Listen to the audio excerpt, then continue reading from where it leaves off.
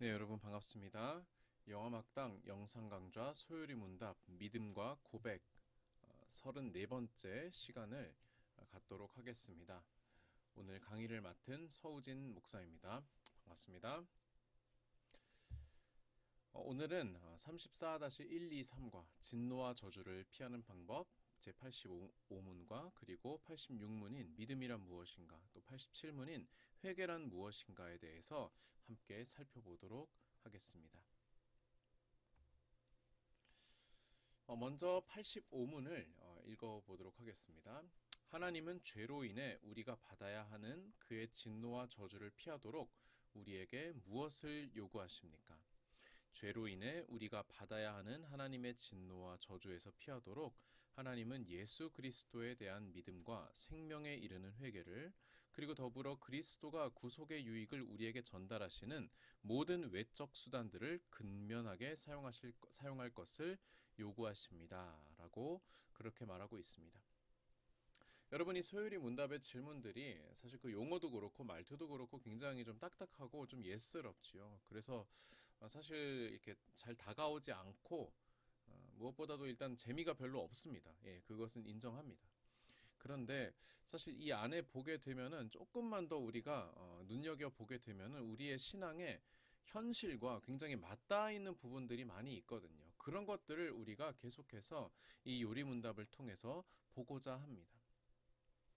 자, 하나님은 죄로 인해 우리가 받아야 하는 그의 진노와 저주가 있는데 그거를 피하도록 우리에게 무엇을 요구하시냐면은 제가 빨간 펜으로 이렇게 줄 그었죠. 하나님은 예수 그리스도에 대한 믿음 그리고 생명에 이르는 회개 세 번째로 모든 외적인 수단 좀 더 구체적으로 말하면 그리스도가 구속의 유익을 우리에게 전달하시는 모든 외적 수단들을 근면하게 열심히 사용할 것을 하나님께서 요구하세요. 이것을 조금 더 자세히 보도록 하겠습니다. 자, 진노와 저주를 피하려면 이것을 우리가 그 이전의 시간에 아마 살펴보았을 터인데요. 여러분, 인간은 매일 생각과 말과 행동으로 계명을 어기는, 즉 죄를 짓는 존재입니다.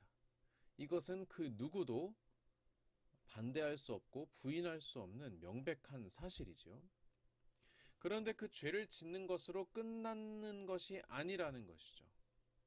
이 계명을 어기는 죄에는 하나님의 진노와 저주가 따릅니다. 왜냐하면은 우리 하나님은 공의로우신 하나님이시기 때문에 그래서 죄를 짓고 그리고 악을 행하는 그런 이들을 그러한 마음과 그런 생각과 행동을 그런 인생을 가만히 놔두실 수 없는 분이에요. 만약에 하나님께서 그거를 놔두시면은 하나님은 인자하신 분이 되는 것이 아니라 하나님은 정의롭지 못한 분이 되시는 것이죠.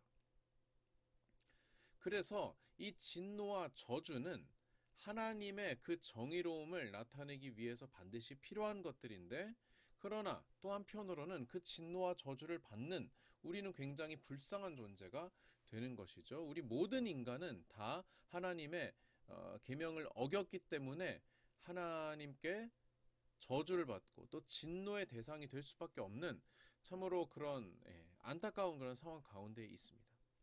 그런데 이런 진노와 저주를 피하기 위해서 죄로 인하여 우리가 받아야 하는 하나님의 진노와 저주에서 피하도록 하나님께서 무언가를 하시는데요. 이 앞부분을 먼저 보면은요. 자, 하나님의 진노와 저주에서 피하도록 하나님께서 하십니다. 막 바꿔서 말하면은 하나님은 우리가 진노와 저주를 피할 수 있기를 바라세요. 여러분 조금 전에 말씀드렸지만 사실 이것은 약간 모순입니다. 왜냐하면 여러분 진노와 저주를 내리신 분도 하나님이시고 진노와 저주를 피하라고 하시는 분도 하나님이시거든요. 그렇기 때문에 우리가 이거를 유념해서 볼 필요가 있어요. 하나님의 속성에는 정의와 공의 그리고 사랑과 인자 자비가 있는데 그런데 그 정의로운 그 속성은 하나님께서 진노와 저주를 내리실 수밖에 없게 합니다. 반면에 사랑과 자비의 속성은 그 진노와 저주에서 피하라고 우리에게 말씀하십니다. 그래서 그 방법을 알려주십니다. 즉 진노와 저주 자체가 없어질 수는 없어요. 왜냐하면 우리 하나님은 정의로우신 하나님이시기 때문에. 하지만 그 진노와 저주를 내리실 때 거기에서 피할 수 있는 길은 하나님께서 열어 놓으셨습니다. 왜요? 하나님께서 우리를 사랑하시기 때문에. 그래서 하나님께서는 우리를 그 진노와 저주를 피하라고 하시고, 그거를 다른 말로 하면은 구원이 되는 겁니다. 하나님께서는 우리가 구원받기를 원하세요. 그리고 이미 아담과 하와의 때부터, 창세기의 가장 첫 번째 부분부터 이미 구원이 시작되었다는 것입니다. 왜요? 여러분, 어찌 보면은 아담과 하와 때에 이미 하나님의 진노와 저주가 시작된 것이죠. 아담과 하와가 선악과를 따먹음으로써 하나님의 계명을 어기는 첫 번째 사건이, 첫 번째 죄가 시작되었습니다. 그래서 하나님께서 아담에게 또 하와에게 저주를 내리시죠. 뱀에게도 저주를 내리시고 에덴 동산에서 쫓아내시죠. 하지만 우리가 생각할 때 만약에 하나님께서 정말 지독한 진노와 저주를 내리려고 하셨다면은 아담에게 수고로이 노동을 해서 토지의 산물을 먹을 수 있게 된다. 하와로 하여금 남편의 말에 복종해야 되고 또 해산의 고통을 감내해야 한다. 여러분, 이러한 이야기를 굳이 할 필요 없으셨어요. 하나님께서는 그냥 아담과 하와 그리고 그 뱀의 생명을 그냥 다 없애셨으면 되는 거였습니다. 그게 더 확실하고 화끈한 진노와 저주 아니겠습니까? 그러나 하나님 그렇게 하지 않으셨다는 것이죠. 하나님은 아담과 하와의 생명을 보존해 주셨고 자녀도 낳게 해주셨고 에덴 동산에선 쫓아내셨지만 그러나 털옷을 입히시고 그리고 다른 곳에서 살게 해주시고 그 자손들이 번성하게 하셨습니다. 창세기 첫 부분에 죄를 범하기 전에 하나님께서 약속하신 너는 생육하고 번성하라 라고 하는 그 지시사항을 잘 이행할 수 있도록 하나님께서 자녀들을 허락하셨죠. 여러분, 이미 그때부터 구원은 시작되었던 거예요. 진노와 저주는 내려졌습니다. 하지만 그 진노와 저주에서 궁극적으로 벗어날 수 있도록, 그래서 하나님과의 관계가 다시 회복될 수 있도록 구원의 길을 이미 하나님께서 열어놓으셨다는 것이죠. 자, 그러면 하나님의 진노와 저주에서 피하도록, 즉 구원을 받도록 하나님께서 마련해 놓으신 그 길은 무엇일까? 바로 이것입니다. 이 두 가지예요. 예수 그리스도에 대한 믿음과 생명에 이르는 회개, 그리고 뒤에 나온 한 가지 더, 그 구속을 알 수 있게 되는 여러 가지 외적인 증거들을 우리 지키는 것, 그러한 것들인데, 일단 그 두 가지를 먼저 떼어서 보면은요, 예수 그리스도에 대한 믿음 그리고 생명에 이르는 회개, 이 두 가지가 되겠습니다. 먼저 여러분, 전에 말씀드렸지만 인간은 죄를 지을 수밖에 없는 존재입니다. 82문에 나와 있습니다. 그런데 죄인은 하나님의 진노와 저주를 받게 됩니다. 84문이죠. 또 진노와 저주를 피하도록 하나님께서 길을 열어주시는데 그 길이 뭐예요? 믿음과 회개라는 것입니다. 이것이 85문이에요. 즉, 이 모든 것은 하나님의 크신 역사 안에 들어있는 것들입니다. 인간을 창조하신 분도 하나님, 인간이 죄를 지었지만 인간이 죄를 지음으로써 진노와 저주를 내리시는 분도 하나님, 진노와 저주를 내리셨지만 그러한 인간에게 구원의 길을 알려주시는 분도 하나님, 그 구원의 주관자가 되시는 분도 하나님. 이 구원의 길로 대표되는 믿음과 회개 또한 성령의 역사, 하나님의 주권적인 역사가 있어야지 가능하다는 것을 여러분 기억하시기 바랍니다. 그리고 또 세 번째, 그리스도가 구속의 유익을 우리에게 전달하시는 모든 외적 수단들을 근면하게 사용할 것. 이것이 이제 하나님께서 우리에게 진노와 저주에서 피하게 하시는 그러한 방법들입니다. 여기서 말하는 외적 수단들, 이것에 대해서는 기본적으로 구속의 은혜는 내적인 은혜로 다가오지만 하나님께서는 외적인 방법도 사용하십니다. 이 외적인 방법들은 말씀과 성례, 기도로 요약될 수 있는데 이거는 다음 시간인 88문부터 다루도록 하겠습니다. 그래서 오늘은 믿음과 회개라는 것에 집중해서 강의를 하도록 하겠습니다. 자, 그래서 이어서 이제 저희가 84문을 냈고요. 85문 믿음에 대해서, 86문 회개에 대해서 이제 말씀드리도록 하겠습니다. 먼저 85문을 보시죠. 예수 그리스도를 믿는 믿음은 무엇입니까? 답변: 예수 그리스도를 믿는 믿음은 구원하는 은혜인데 이것으로 말미암아 우리는 그가 복음에서 우리에게 제공된 대로 구원을 위해서 오직 그만을 받아들이고 의지합니다. 여러분, 믿음이란 것은 무엇일까요? 예수 그리스도를 믿는 믿음은 구원하는 은혜다라고 그렇게 소요리 문답에서는 정의하고 있습니다.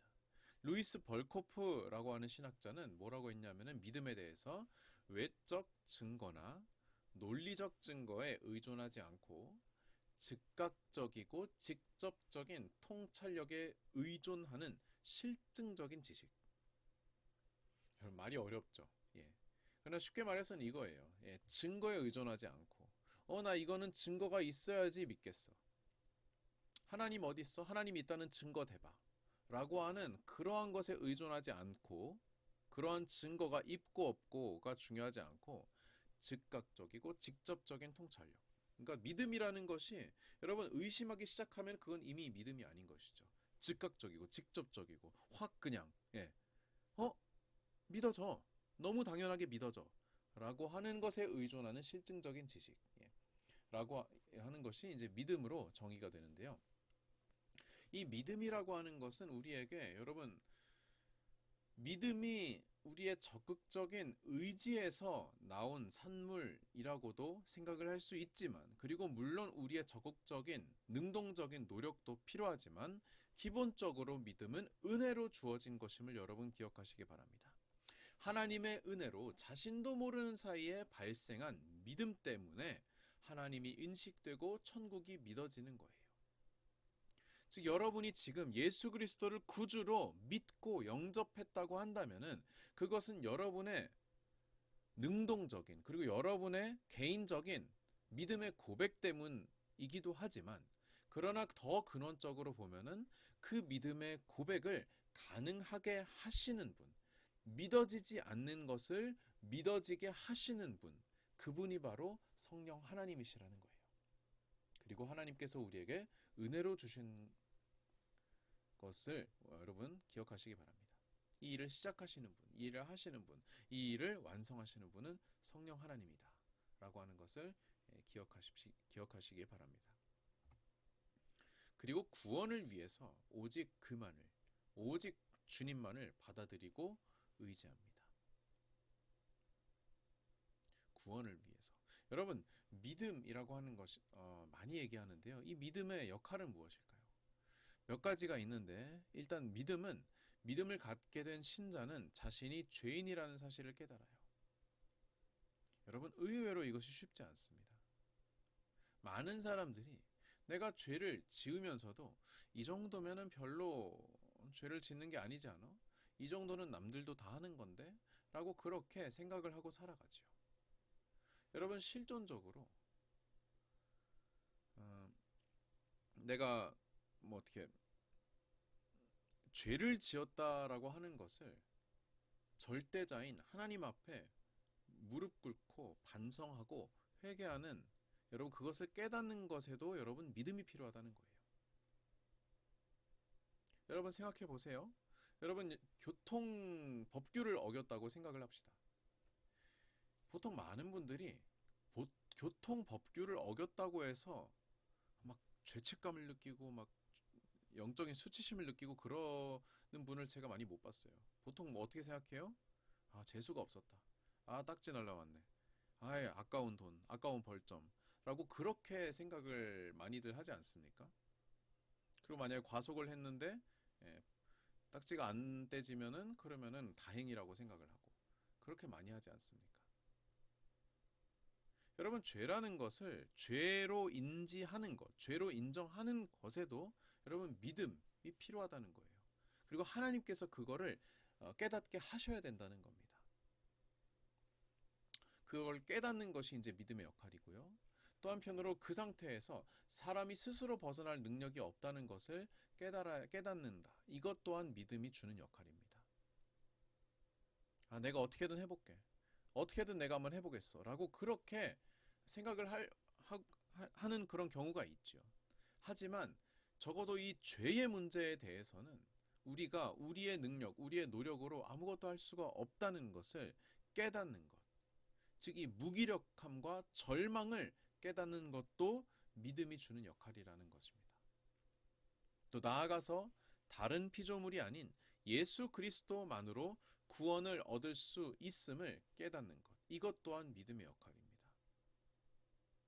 내가 죄인이라는 것을 깨닫고 나 스스로는 이 죄의 문제를 해결할 수 없다는 것을 깨닫고 오직 예수 그리스도로만 이 죄의 문제, 죽음의 문제를 해결할 수 있다는 것을 깨닫는 것이 바로 믿음이 주는 유익, 믿음의 역할입니다. 그래서 믿음의 역할은 칭의, 성화, 영생을 위해 그리스도만을 수용하고 받아들이고 의지하는 것. 말은 어렵지만 결국에 구원을 위해 예수님을 믿게 해주는 것. 그것이 이제 믿음의 역할이라는 것입니다. 너무나도 중요한 그런 역할이죠. 너무나도 당연히 중요한 역할이죠. 말해봤자 입만 아프죠. 입이 아프니까 다음 페이지 넘어가겠습니다. 이 믿음에는 또한 종류들이 있습니다. 여러분, 믿음에는 네 가지 종류로 우리가 이제 나눠볼 수 있는데요. 먼저 역사적인 믿음이라는 것이 있습니다. 실제로 벌어진 역사적 사건에 대하여 있는 그대로 인정하고 수용하는 마음 상태라는 것이죠. 어떤 사건이 실제로 발생한 사실이라고 여기는 그런 믿음입니다.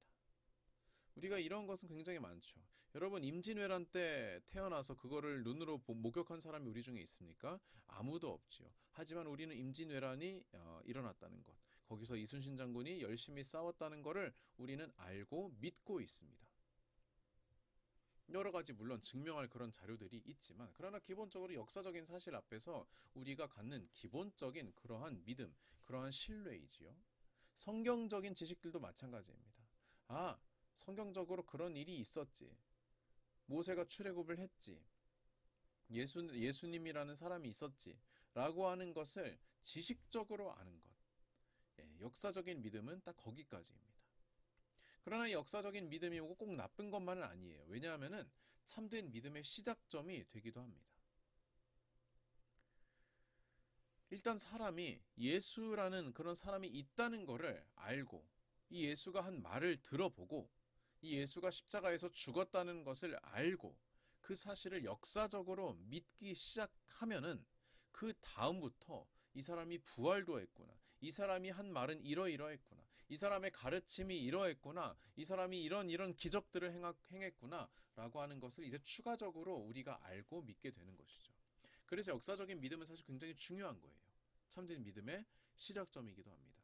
이 역사적인 믿음의 대표적인 예가 사도행전 26장의 아그리빠 왕이라든가 또 사도행전 8장의 마술사 시몬 같은 경우, 이들은 물론 적어도 성경상에서는 진실한 믿음으로 참된 믿음으로 나아가지는 못했지만 그래도 이들은 구약의 말씀 혹은 베드로가 전한 예수에 대한 그 말씀을 역사적으로는 믿었던 것으로 보여집니다. 계속해서 보겠습니다. 두 번째는 이적적인 믿음입니다. 즉 이적과 기적과 관련된 믿음을 말하는 것입니다.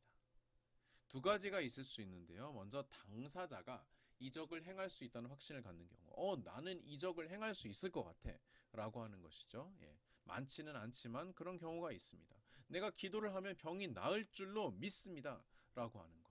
예를 들어서 우리 흔하게 있는 것이죠. 내가 기도를 하면은 시험에 합격할 줄을 믿습니다. 내가 기도를 하면은 비가 내릴 줄을 믿습니다.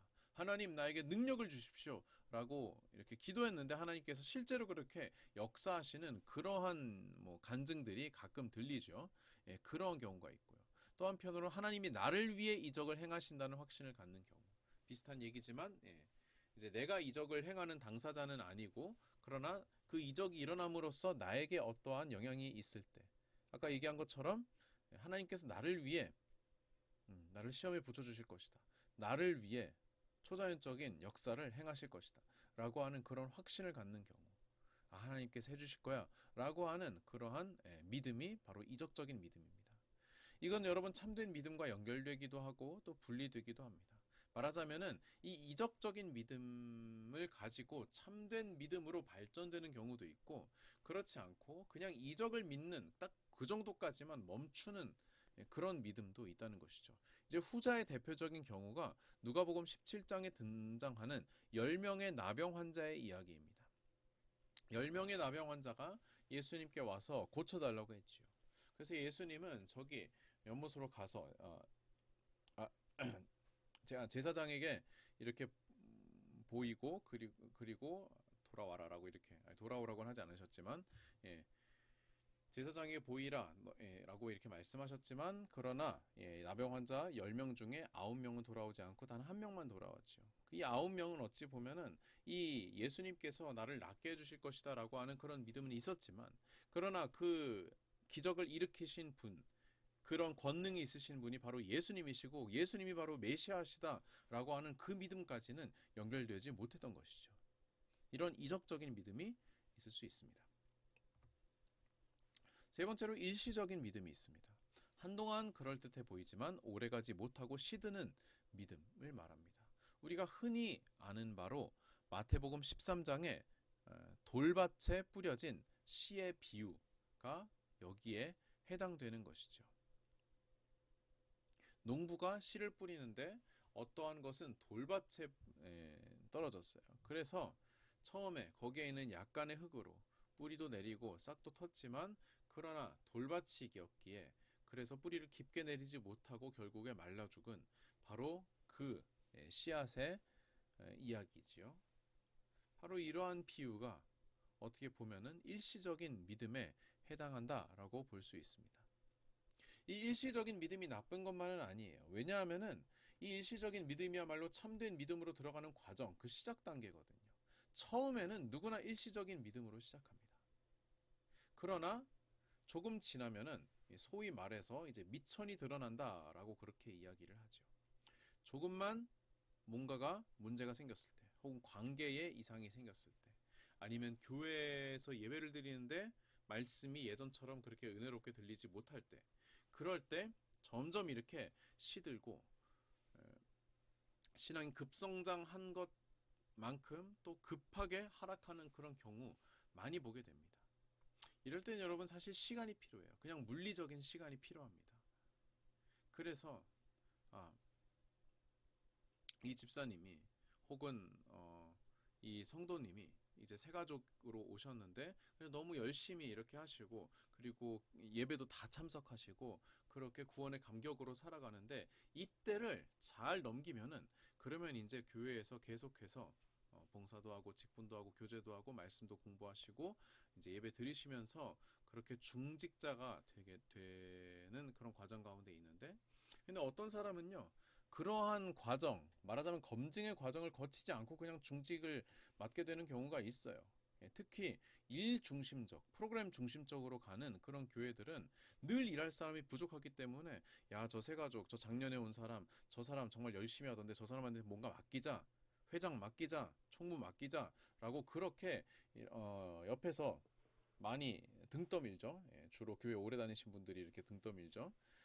근데 그렇게 해서 그럼 대부분의 경우 어떻게 됩니까? 처음에는 저 같은 사람이 어떻게 열심히 하겠습니다라고 이렇게 하다가 한두 달 지나서 내 뜻과 다르고 그리고 그 감격이 이제 시들시들해질 때 이건 아닌 것 같아라고 하면서 이제 교회를 떠나고 다시는 안 나오는 그러한 슬픈 일들이 사실 교회들에서 굉장히 많이 일어난 일들이죠.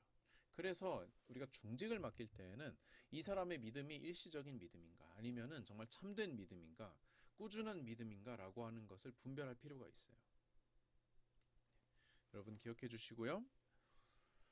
마지막 네 번째로는 자 이제 좋은 것만 남았죠. 진정한 구원적인 믿음이 있습니다. 하나님이 중생한 자, 거듭난 자에게 주시는 선물이죠. 이 진정한 구원적인 믿음은 하나님을 향해 나아가는 방향성을 제시합니다. 그래서 이 믿음을 내가 가지고 있으면은 그러면은 내가 어떠한 방향으로 기도해야 하는지, 내가 어떠한 방향으로 살아가야 하는지를 하나님께서 알려주세요. 아주 구체적으로 알려주진 않으십니다. 그냥 방향성만 알려주시는 거예요. 그런데 그 믿음이 내 안에 있고 이 믿음이 파산하지 않는 한 그 방향만큼은 흔들리지 않고 계속해서 유지된다는 것입니다. 이 진정한 구원적인 믿음은요, 뒤에 말하겠지만 지, 정, 의를 갖춘 믿음이기도 합니다. 지, 아는 것과 정, 느끼는 감정, 그리고 의, 의지적인 실천을 이 세 가지를 골고루 갖춘 것이 이제 올바른 믿음, 건강한 구원적인 믿음이라고 우리가 볼 수 있습니다. 그래서 우리가 이 믿음의 네 가지 종류에 대해서 한번 살펴보았습니다. 계속해서 보겠습니다. 믿음의 세 가지 요소, 바로 지정의가 있다고 했죠. 이거 좀 잠시 설명드리겠습니다. 먼저 지적인 요소입니다. 이 지적인 요소, 믿음의 지적인 요소는 알에 대한 것입니다. 예수 그리스도의 구역사역에 대한 알, 하나님 말씀에 대한 알, 하나님에 대한 그러한 지식, 이것이 지적인 요소에 포함됩니다. 여러분, 알미 없는 믿음은 미신 혹은 광신이 되는 것입니다. 알미 없는 혹은 알미 잘못된 믿음이 이렇게 되는 것이죠. 그래서 사실 교회에서 우리가 지식을 탐구하는 것에 대하여서 굉장히 인색하지 말아야 합니다. 만약에 질문이 있으면 하셔야 합니다. 성경에 대해서 혹은 교회에 대해서. 몰라도 믿는 것이 훌륭한 믿음이다. 여러분, 그렇지 않습니다. 전혀 그렇지 않습니다. 모르면 물어보셔야죠. 물어봤는데도 계속해서 의심이 들고 여러 군데 정말 최선을 다해서 물어봤는데도 계속 의심이 들 때, 그때 내가 그럼에도 불구하고 믿는 것은, 그것은 복된 믿음입니다. 하지만 그러한 질문하는 과정조차 없이 그냥 귀찮아 라고 이렇게 믿어버리는 거는요, 여러분, 그건 게으름입니다. 미신, 광신으로 가는 직행 통로입니다. 또 하나님의 말씀인 성경을 통해 특별히 구속에 대한 지식을 알 수 있게 됩니다. 그래서 말씀을 우리가 잘 봐야 하고 오늘처럼 영어막당을 열심히 들으셔야 됩니다. 그래서 이 지적인 요소는, 아는 믿음은 우리에게 성경적인 일반적인 지식을 줄 뿐 아니라 나아가서 영적인 통찰까지 제공해주는 그러한 유익들이 있습니다. 두 번째로 감정적인 요소가 있습니다. 이건 머리로만 아는 것이 아닌 감정적으로 동의하는 그러한 믿음인데요. 감정이 없는 믿음은 머리로만 믿는 차가운 믿음입니다. 여러분, 사람은 지식으로만 사는 존재가 아니거든요. 감정으로도 얼마든지 살아내야 하는 그러한 존재입니다. 또한 감정은 믿음의 뜨거운 동력원이 되기도 합니다. 소위 말해서 으쌰으쌰 할 수 있는 그러한 동력이 됩니다. 만약에 감정이 없다면, 우리 안에 지식만 있다면, 혹은 의지적인 행위만 있다고 한다면, 그러면은 우리는 인간인지라 열정 없이, 감정의 동요 없이 계속해서 일만 하게 될 것입니다. 계속해서 머리만 커질 것입니다. 그러나 정작 우리 마음 가운데 하나님을 사랑하는 그 마음은 점점 퇴색될 것이고, 그럼 언젠가, 인간은 지식으로만 사는 존재가 아니기 때문에 언젠가 결국에 교회를 떠날 가능성이 굉장히 높아지겠죠.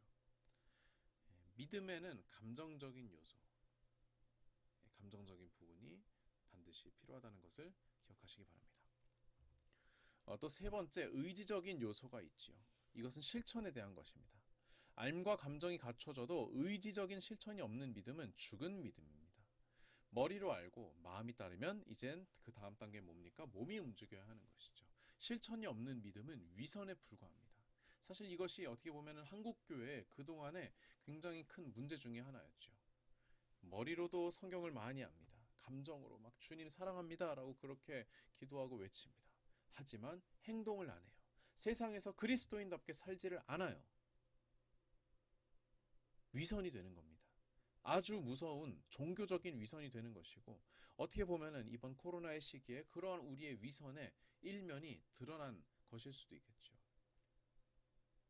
회개해야 하는데요. 이 회개에 대해서는 잠시 후에 살펴보도록 하겠습니다. 이 의지적인 요소는 특별히 야고보서의 주제이기도 합니다. 아까 위에 나왔던 행함이 없는 믿음은 죽은 믿음이다 라고 하는 그 유명한 말씀과 같이 야고보서를 읽으시면은 이 부분에 대하여서 더 분명하게 여러분이 익히실 수 있을 것입니다. 자, 그럼 믿음에 대해서 봤습니다. 믿음의 역할, 또 믿음의 네 가지 형태, 또 믿음의 3요소에 대해서 우리가 살펴보았고요. 그 다음에는 이 믿음이 있는 그 사람이 이제 거쳐가게 되는 과정, 바로 두 번째 회개에 대해서 한번 살펴보겠습니다. 86문 질문입니다. 생명에 이르는 회개는 무엇입니까? 생명에 이르는 회개는 구원하는 은혜로 죄인은 이것에 의하여 자기 죄에 대해 참으로 인식하고 그리스도 안에 있는 하나님의 자비를 깨닫게 되면서 자기 죄에 대해 탄식하고 싫어하며 죄로부터 돌아서서 하나님께로 향합니다. 동시에 새로운 순종이라는 완전한 목적을 갖고 이를 위해 노력합니다. 생명에 이르는 회개는 뭐라고 합니까? 구원하는 은혜라고 하죠. 죄인은 이것에 의하여 자기 죄에 대해 참으로 인식한다고 합니다. 그리고 그리스도 안에 있는 하나님의 자비를 깨닫게 되고 자기 죄에 대해 탄식하고 싫어하게 된다고 하고 죄로부터 돌아서게 하고 하나님께로 향하게 된다고 합니다.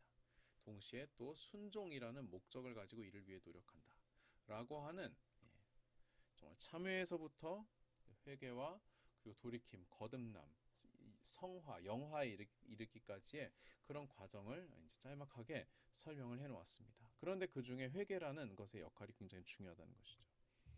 생명에 이르는 회개는 말하자면 구원하는 은혜입니다. 회개 또한 믿음처럼 하나님께서 전적으로 주시는 은혜입니다. 하나님께서 구원의 모든 과정은 하나님이 주권을 가지고 계세요. 그래서 우리는 회개야말로 우리가 의지적으로 하는 것이라고 생각할 수 있습니다. 하나님은 가만히 계시고 제가 하나님께로 가서 하나님 똑똑똑 회개하러 왔습니다 라고 그렇게 행동하는 것처럼 우리가 생각할 수 있습니다. 그러나 그렇지 않다는 것이죠. 구원의 모든 과정, 내가 생각하고 내가 말하는 한 가지 한 가지 모두가 다 하나님께서 역사하시고 주관하시는 것임을 기억하시기 바랍니다. 두 번째, 자기 죄에 대해 참으로 인식하고 그리스도 안에 있는 하나님의 자비를 깨닫게 된다라고 그렇게 말하고 있습니다.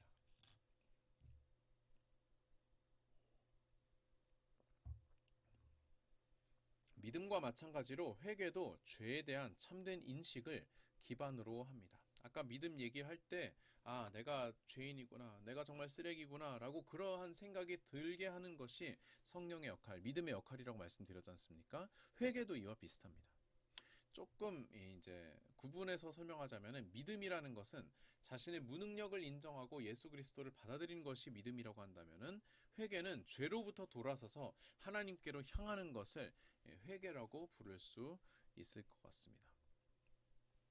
세 번째, 자기 죄에 대해 탄식하고 싫어하며 죄로부터 돌아서서 하나님께로 향하게 합니다. 여러분, 회개에는 여러 가지 또 상황들이 있는데요. 먼저 생명에 이르는 회개, 자기 죄를 인식하고 탄식하고 싫어하게 된다는 것입니다. 이것이 생명에 이르는 회개의 기본적인 특징입니다. 내가 잘못했구나, 이것이 죄구나 라고 하는 것을 인식합니다. 그리고 나서 내가 이런 죄를 짓다니 라고 탄식하게 합니다. 그리고 나 이제는 저런 죄 안 지을래, 이런 죄를 짓는 내 자신의 모습이 너무나도 한심해, 죄를 짓지 않을 거야 라고 싫어하게 만드는 것이 이제 생명에 이르는 그 회개의 단계라고 우리가 볼 수 있습니다. 이 생명에 이르는 참된 회개, 진정한 회개에 말하자면 유사품, 복제품이 있는데요. 그것은 일시적인 혹은 감상적인 회개입니다. 진정한 회개가 아니지요. 여러분, 일시적인 회개라는 것은 무엇이겠습니까? 내가 어떤 반복적으로 짓는 죄가 있는데 그냥 잠깐 회개하는 거예요. 하나님 잘못했습니다 하고 다시 이렇게 이제 죄를 범하는 거예요. 또 한편으로 감상적인 회개가 있습니다. 여러분, 이런 경우 있습니다. 회개합시다 라고 했을 때 눈물 콧물 다 쏟는 그런 사람이 있어요. 그런데 그렇게 눈물 콧물 다 쏟고 통성기도 하고 방언기도 하고 그렇게 한 다음에 다음날 사회에 가서 혹은 가정에 가서 그대로 또 잘못합니다. 그대로 또 죄를 짓습니다. 철저하게 감상적인, 감정적인 회개죠. 여러분, 회개는요, 울고불고 그렇게 감정적으로 하는 것이 아닙니다. 진정한 회개는 그런 것이 아니에요. 밑에 나와 있지만 회개는 감정의 변화가 아니라 삶의 방식의 변화입니다. 완전히 돌이키는 것입니다. 그 돌이키는 과정에서 감정적인 움직임, 감동이 있어서 하나님 내가 하나님 앞에 죄인이군요. 죄를 인식하고 탄식하고 싫어하게 되는 그러한 과정에서 눈물 콧물 쏟을 수는 있지만 그러나 그렇지 않아도 돌이키기만 하면은 그것은 참된 회개입니다. 더 이상 죄를 짓지 말아야죠. 그러나 안타깝게도 우리는 이런 일시적인 감상적인 회개에 조금 익숙해지기도 했습니다. 여러분, 우리가 예배를 드릴 때마다, 주일 예배를 드릴 때마다 여러분 참회 기도 드리지 않습니까? 이 참회의 기도가 이런 일시적인 감상적인 회개가 돼서는 안 됩니다. 주여, 주여 하고 그렇게 그때만 기도하고 그리고 나서 그 용서의 말씀 했을 때 아멘. 아, 난 자유로다. 나는 용서받았네. 라고 하면서 다시 똑같이 그런 죄를 짓는 것. 거짓 회개입니다, 여러분. 차라리 회개하지 마세요. 그렇게 할 거면은. 종교적인 회개입니다. 바리새인 같은 위선적인 회개입니다. 여러분 조심하셔야 됩니다. 그리고 또한 회개는 반복적인 특성이 있습니다. 왜냐하면은요, 한 번 회개했다고 해서 죄에서 완전히 돌이키는 그런 경우가 흔치 않거든요. 대부분의 경우는 죄를 짓고 또 짓습니다. 그렇기 때문에 지속적으로 죄의 유혹을 받기 때문에 우리는 지속적으로 반복적으로 돌이켜야 됩니다. 하나님 또 잘못했습니다. 또 잘못했습니다. 또 잘못했습니다. 예, 일시적인 감상적인 회개로 넘어가서는 안 되겠지만 그러나 우리가 그때그때마다 회개하는 것은 우리의 영적인 유익을 위해 성장을 위해 또한 필요한 부분이기도 합니다. 다시 말씀드리지만 회개는 감정의 변화가 아닌 삶의 방식의 변화라는 것을 기억하시기 바랍니다. 네. 여러분 오늘은 우리가 어떠한 말씀들을 나눴냐 하면은요. 참된 우리가 이제 우리가 하나님의 말씀을 계속해서 보고 있는데요. 하나님의 진노와 하나님의 저주에서 우리가 벗어나는 그 방법에 대하여서 하나님께서는 회개와 믿음을 우리에게 알려주셨거든요.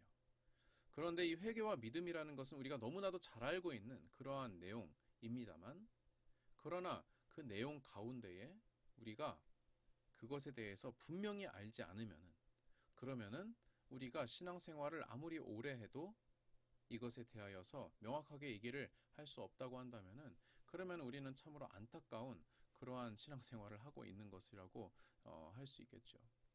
여러분 그렇기 때문에 믿음에 대하여서 우리가 이번 시간을 통하여서 잘 명확하게 알고 그리고 회개에 대하여서도 명확하게 알므로써 우리의 신앙생활을 더욱더 윤택하게 그리고 정말로 참된 신앙생활을 할 수 있도록 우리가 조심을 해야겠습니다. 우리가 집중을 해야겠습니다. 오늘 수고하셨고요. 제가 기도하고 마무리하겠습니다. 하나님 아버지,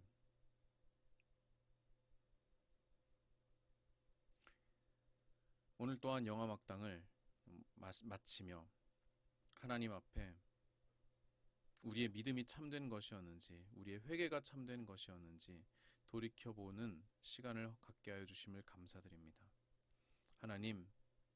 하나님을 의지하게 하여 주시옵소서. 하나님을 참으로 믿는 믿음, 바르게 믿는 믿음, 지정의로 건강하게 믿는 믿음을 허락하여 주시옵소서. 그렇게 함으로써 우리가 죄에서 돌이키고 하나님께서 싫어하시는 것을 우리도 싫어하고 하나님께서 미워하시는 죄를 우리 또 미워할 수 있는 그러한 복된 인생 그리고 하나님과 동행하는 인생 살아갈 수 있도록 함께하여 주시옵소서. 감사드리며 예수님의 이름으로 기도드립니다. 아멘. 네, 여러분 강의 마쳤습니다. 한 주 동안 또한 승리하시기 바랍니다. 화이팅입니다.